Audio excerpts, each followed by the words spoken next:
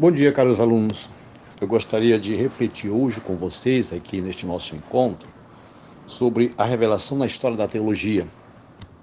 Nós vamos ver como o conceito de teologia da revelação, o conceito teológico da revelação, vai se precisando gradativamente, gradualmente. Traz a reflexão teológica de Santo Tomás, o grande Santo Tomás, né? Agora, num período posterior a São Tomás, no momento chave da história posterior, foi a proposta luterana, com a qual se inaugura toda uma linha de pensamento religioso. Traz a ilustração. E a resposta apologética começou uma renovação no campo teológico, que vai combinar na teologia da revelação que nós temos hoje, bem aprimorada, bem delineada pelo Concílio Vaticano II na Constituição Dei Verbum. Vamos ver agora um panorama da Idade Média. Para os medievais, a revelação equivale à Sagrada Escritura. Se falou por isso de um biblicismo fundamental. Os comentaristas e mestres, eles não chegaram, todavia, plenamente e de um modo reflexível ao princípio da tradição e identificam a revelação fundamentalmente com a Bíblia. Isso se deve pelo fato de que, neste período, está ainda num processo de reflexão, a natureza da revelação, a inspiração e a tradição. Veja, estas três realidades, a natureza da revelação, a inspiração e a tradição. Não se distingue com clareza cada uma dessas instâncias, né? Não se distingue com clareza cada uma dessas realidades. O próprio São Tomás, por exemplo, fala de revelação em vários sentidos, compreendendo ao mesmo tempo a revelação e a inspiração. Admitiu, né, em sua análise, as duas possibilidades, revelação e inspiração. Ele fala de uma luz com espécie e de uma luz sem espécie. Um outro fato importante, nós podemos também destacar aqui, que junto à revelação, entendida como conteúdo, a teologia medieval desenvolveu, sim, um conceito formal de revelação. Segundo isto, a revelação de Deus se caracteriza porque supera a capacidade da razão humana. Neste ponto reside a contribuição mais original dos doutores da Idade Média sobre a natureza da revelação, né? Agora, um outro fato importante que merece destaque aqui, né, na determinação do conceito de revelação, é a aceitação da filosofia aristotélica. Vejam bem que, até antes disto, o clima filosófico era platônico, devido à forte influência de Santo Agostinho. A ideia do saber que existia neste ambiente respondia ao modo de compreender a continuidade da mente. Isso é importante.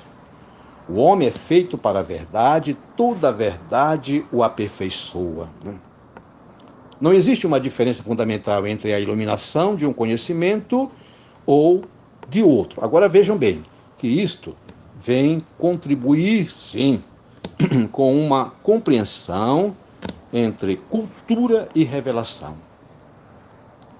A introdução da filosofia aristotélica, como eu já disse antes, vem contribuir muito.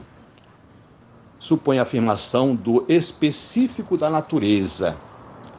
A natureza é sempre algo concreto, dotado de forças nativas em virtude das quais se dirige em sua própria ordem até a verdade. A verdade aqui, né, é algo que o homem conquista no algo que o advém.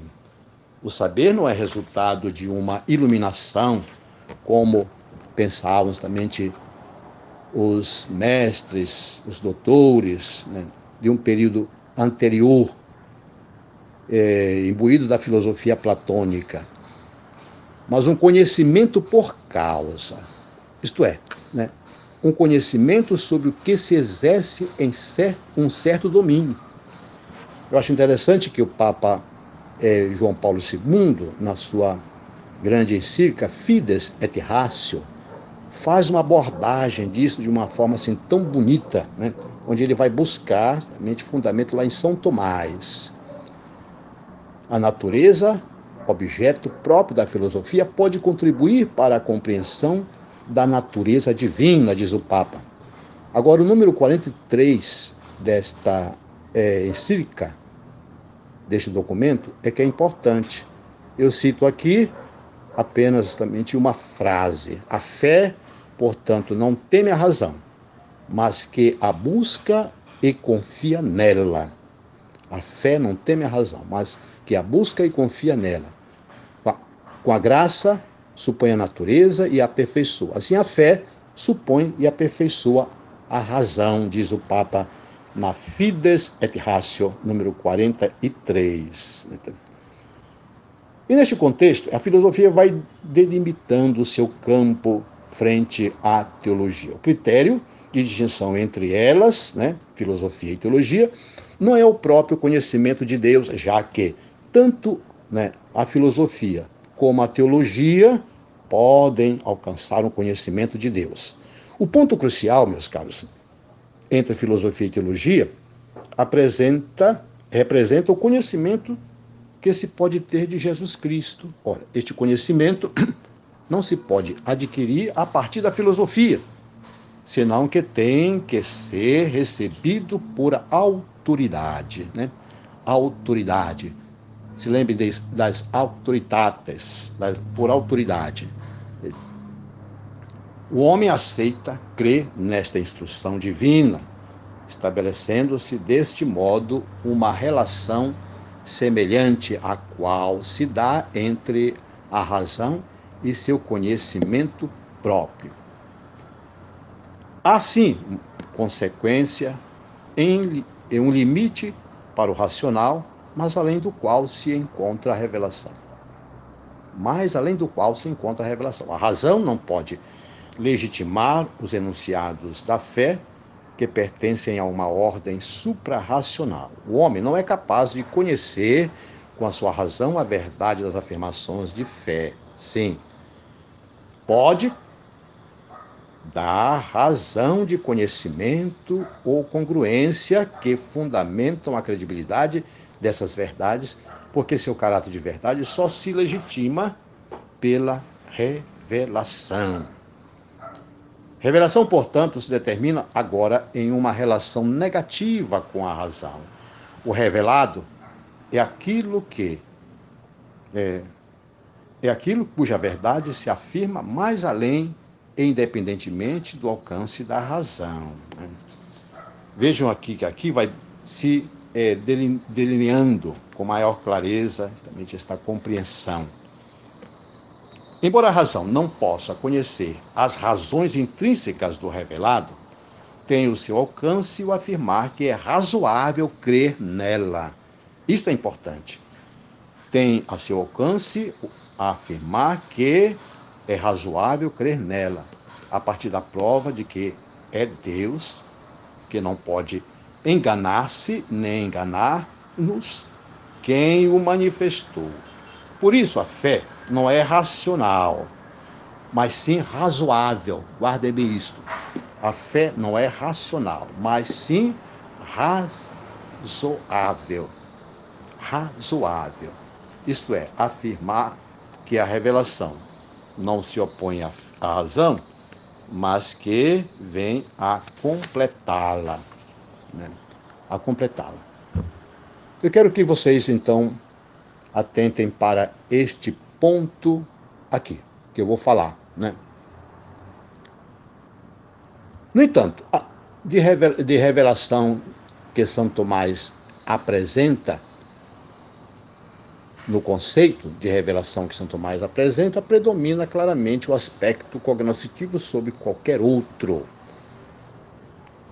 Né?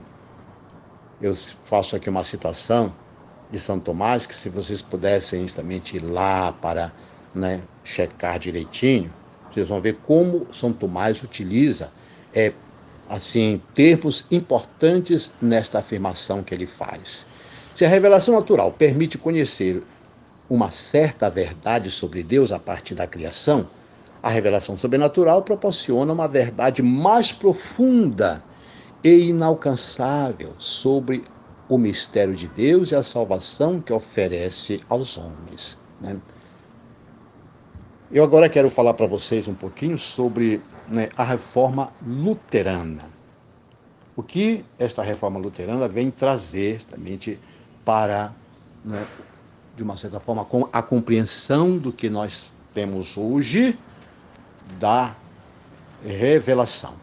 Não que tenha sido, né, provocado ou proporcionado por esta reforma, mas a reforma, como uma provocação, vem justamente forçar uma compreensão cada vez maior da revelação.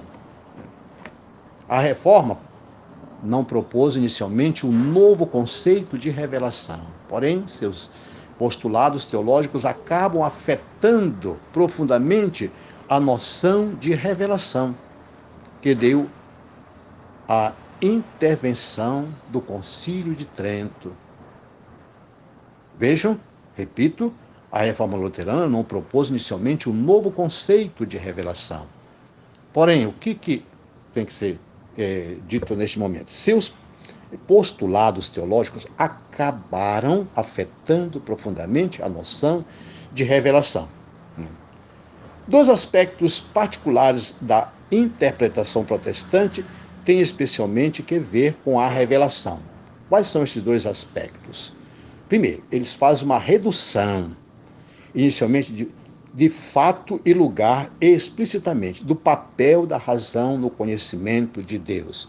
E isto por causa da compreensão que eles têm justamente de uma fé que deve ser uma fé obediencial, uma fé obediente. Então, este primeiro ponto é a redução, inicialmente de fato e lugar, explicitamente do papel da razão no conhecimento de Deus. Ainda reconhecendo, como fez Calvino, que Deus se manifesta aos homens através da criação, não tarda a impor-se a ideia de que o único conhecimento de Deus que interessa é o que nos vem pela revelação de Jesus Cristo. Veja bem aqui que é mais uma chamada de atenção para, né, uma fé que deve estar justamente voltada para, né, obediência. Está ali e pronto. Né? Conhecimento que se tem de Jesus Cristo. Deste modo, também, se mantém o caráter puramente fiducial, vejam bem, o caráter puramente fiducial da fé, que não conta com justificação racional alguma. É aqui que está o problema. Não conta com justificação racional alguma. É uma fé puramente fiducial, que é o segundo ponto. O segundo ponto é isso. Nós vamos falar deste segundo ponto, mais especificamente, no nosso próximo encontro. Até lá.